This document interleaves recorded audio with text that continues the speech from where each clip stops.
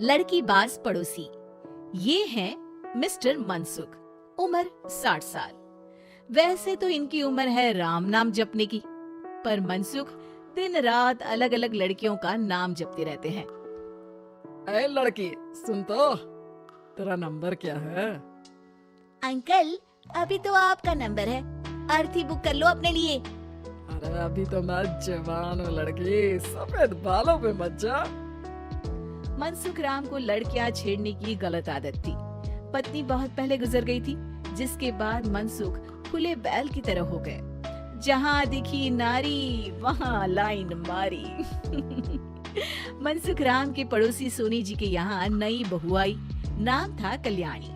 अरे वाह बेटा कल्याणी, तेरे आते ही घर में खुशी खुशी हो गई है बेटा। अरे माँ जी, जलेबी खाओ, बात मत करो, बोलने से खुशी को नजर ना लग जाए।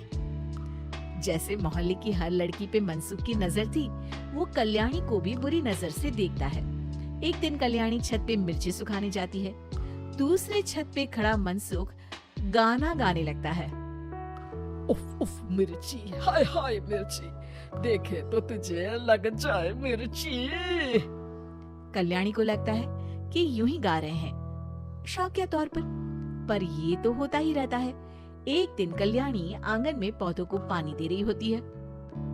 फूल हूँ गुलाब का, चमेली का न समझना, आशिक हूँ मैं आपका, सहेली का न समझना।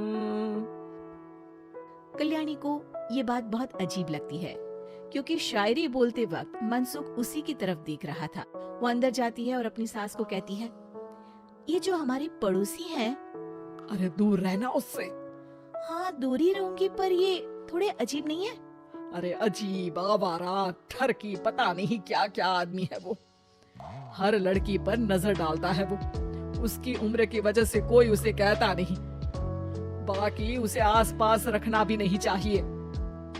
अरे पर ऐसे थोड़ी ना चलेगा, FIR करवा देनी चाहिए। हवालात में हवा और लात खाएंगी तो समझ जाएंगे। अरे यही तो दिक्कत है ना समाज की। जिसके साथ दिक्कत होती है उसको भी समाज गुनहगार समझता है। लड़की अगर बोल दे कि फलाने ने मुझे छेड़ा है, तो कुछ लोग तो ये कहने लगते हैं कि लड़की की भी रजामंदी होगी ही। ये तो है, पर कुछ तो करना ही पड़ेगा। नहीं बेटा, कुछ मत कर। जबरदस्ती हम किसी से लड़ेंगे नहीं। हमारा परिवार इज्जतदार परिवार है। कीचड़ में जाएंगे तो हम भी तो गंदे हो जाएंगे ना। लेकिन सासू माँ, कीचड़ में जाए बिना गंदगी कैसे साफ होगी? अरे बेटा, मैं तो यही कहूंगी कि तू नई बहू है, अपना रुतबा बना बाकी औरतों में। अपनी समझदारी से, अपने काम से इन चक्करों में मत पड़ बेटा। बहू सास की बात ना चाहते हुए भी मान लेती है। और कई ऐसे मौके आते हैं जब मनसुख बहू पर उल्टे कमेंट्स करता है। जैसे एक दिन जब बहू छत पर सफाई कर रही होती है, तो मनसुख छत पे आकर गाना गाने लगता है। तेरा ध्यान किधर है, तेरा हीरो इधर है, तेरा हीरो इधर है। मेरा ध्यान तो आपकी हरकतों पे ही है, थोड़ा आप भी ध्यान दो कि क्या कर रहे हो आप। अरे बहुत तीखी हो और मुझे मिर्ची पसंद भी है। अरे वाह। बुढ़ाओ कहीं के। बहू वापस अपने कमरे में नीचे चली जाती है। वो किसी को बताती नहीं है कि आज मनसुख ने उसे क्या कहा, ताकि घर में टेंशन ना हो। एक दिन बहू घर के बाहर रोड पर ठेले वाले से सब्जी खरीदने जाती है। भैया, प्याज के भाव कम करो ना, बिना प्याज काटे ही रुला दोगे वरना।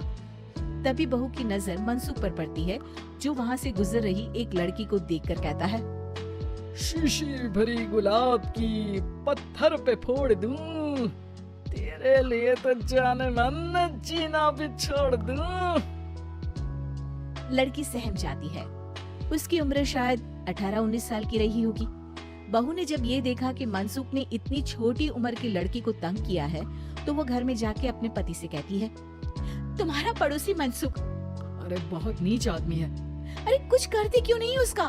अरे मैं क्या करूं? पड़ोस में गंदगी है, हटानी तो पड़ेगी ना। मेरा साथ दोगे?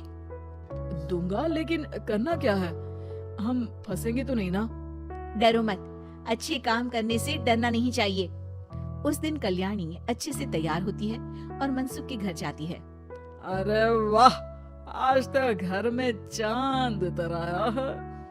आपकी शायरी, आपके गाने मुझे यहाँ खींच लाए। शाम को मेरे पति और सास घर पर नहीं रहेंगे। आप मेरे घर आ सकते हैं चाय पीने। अरे जरूर जरूर, मुझे पता था तुम समझदार हो, पर इतनी जल्द मुझे पसंद करने लगोगी ये नहीं सोचा था। चाय पे इंतजार रहेगा। मनसुख शाम को कल्याणी के घर चला जाता है। आप बेडरूम में बैठिए, वहाँ चाय पियेंगे। अरे वाह, बेडरूम में चाय। मनसुख हंसता हुआ बेडरूम में जाता है और वहाँ का नजारा देख के घबरा जाता है।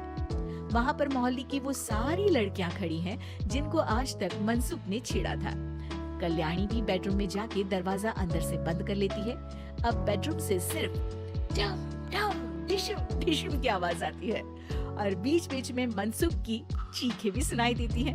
अरे माफ कर दो बिटिया, अरे नहीं नहीं नहीं, अरे डंडे से नहीं, अरे लग जाएगी। बेडरूम का दरवाजा खुलता है और मनसुख की हालत एक लुटे फटे कौवे जैसी हो जाती है। किए की सजा तो मिलनी ही थी आपको, लेकिन आपकी और आपसे ज्यादा हमारी इज्जत का भी ख्याल रखना था। इसलिए इस बार शांति से धर धर के धरना किया हमने आपकी। अगर जरूरत पड़ी तो बाहर जुलूस भी निकाल सकते हैं। मैं ऐसी गलती नहीं करूंगा, मुझे माफ कर दो। बहू मनसुख को बाहर छोड़ने जाती है। मनसुख अपने घर की तरफ बढ़ता है। वैसे आपको चाय कैसी लगी? मनसुख अपने दुखते गाल पे हाथ रख के कहता है,